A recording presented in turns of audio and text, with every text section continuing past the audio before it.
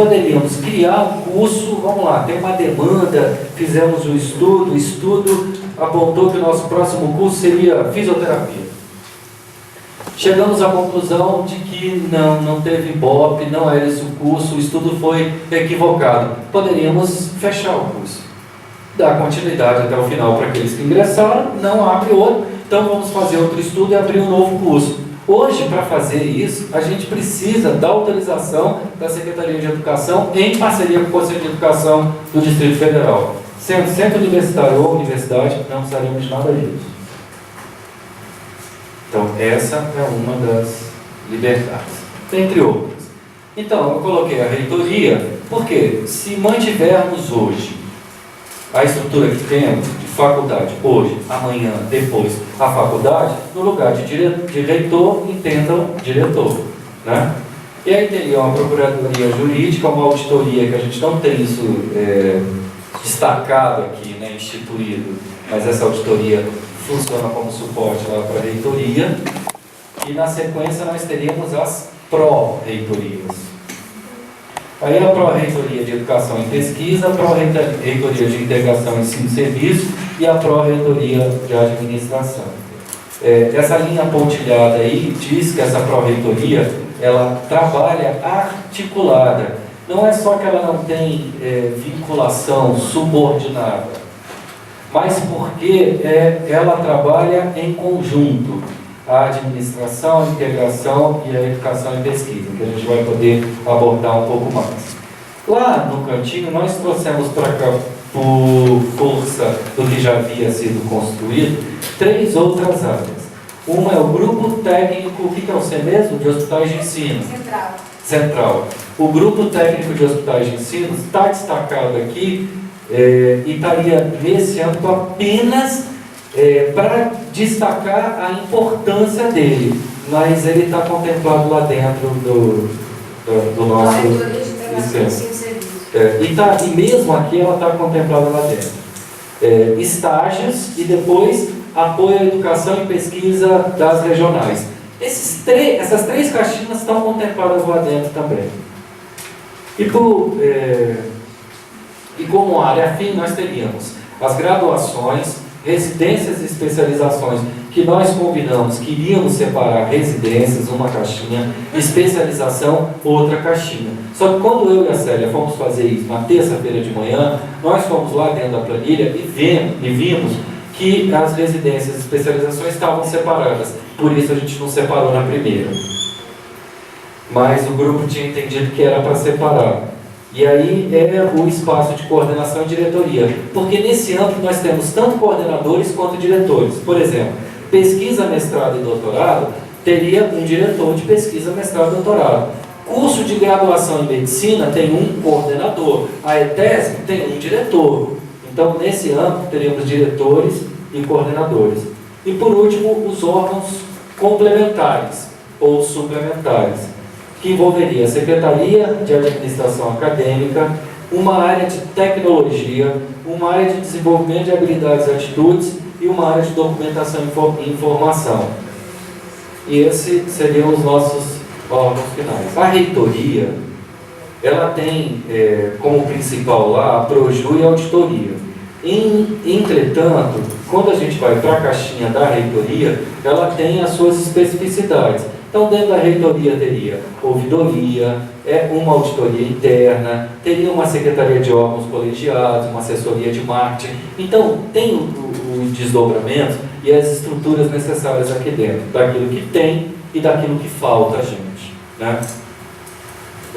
A mesma coisa acontece com todos os demais. Acho que vale a pena. Aqui, por exemplo, não tem uma direção, tem uma coordenação do curso de graduação em medicina, coordenação do curso de graduação em enfermagem e coordenação de graduação da terceira graduação. Se tivesse uma quarta, uma quinta, uma sexta, a estrutura seria essa. Teria uma gerência pedagógica, uma gerência de avaliação da aprendizagem e uma gerência de avaliação da prática e desenvolvimento de docentes e preceptores.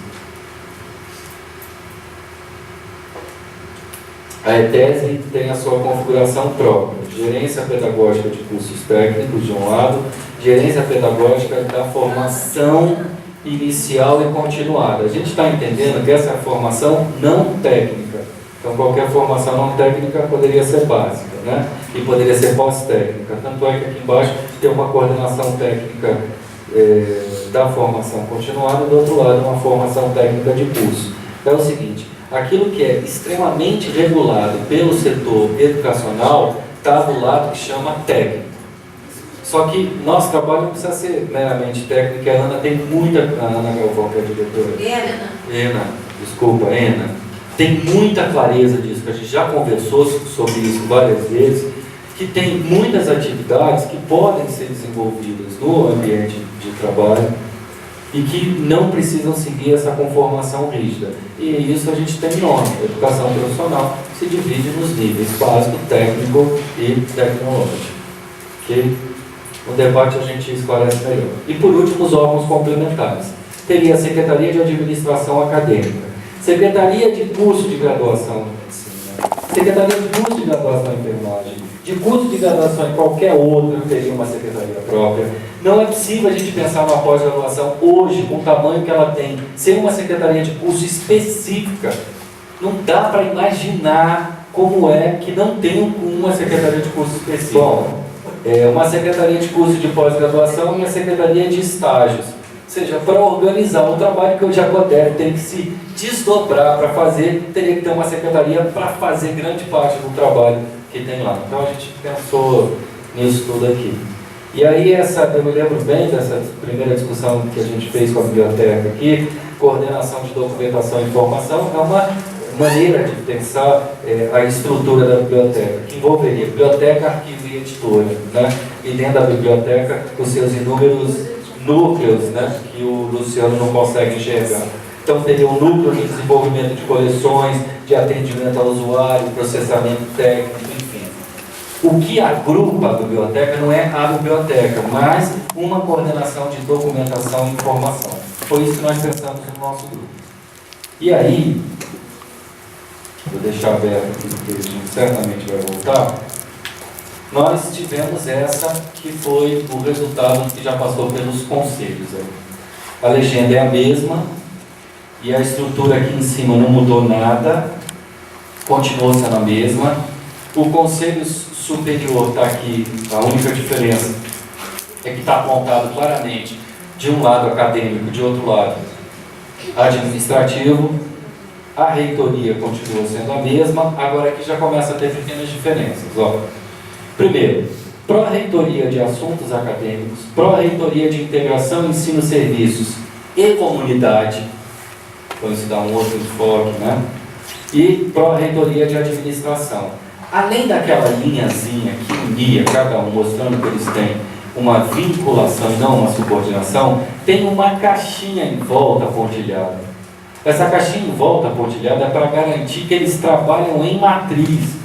Ou seja, que eles trabalham em contribuição. E não só entre eles, mas deles para cima e deles para baixo. Essa é a ideia.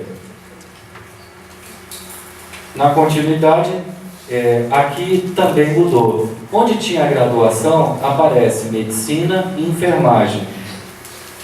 Onde tinha residência, aparece pós-graduação e extensão. Desenvolve pesquisa, mestrado e doutorado, vira pesquisa, desenvolvimento tecnológico e inovação. ETESB, educação permanente. Então, vinculados e também trabalham em matriz. Significa que a ETESB, ela tem interface tanto com a Pró-Reitoria de Assuntos Acadêmicos, com a integração ensino, serviço e comunidade e com a Pró-Reitoria de Administração. Essa é a ETESB. Eu posso falar? Você não aguenta, né? Bom.